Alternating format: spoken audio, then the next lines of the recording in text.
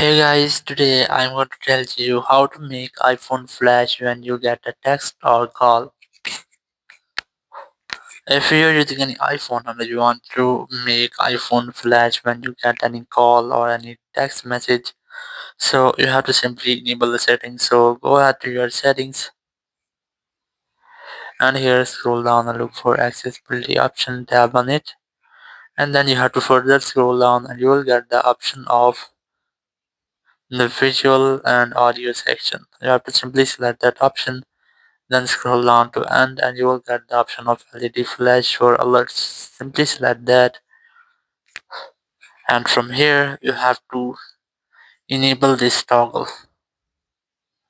Once you have enabled your LED flash for alerts has been enabled, or you can enable it for on your silent mode. So it means if you are on your silent mode, so your flash will be enabled or you will get the LED flash for alerts. It might be for your call or any text message, or you have to enable this flash while unlocked. So once you have enabled these toggles, you will get the flash notification when you receive any call or any text message. Thank you very much for watching the video. Until next video, bye bye.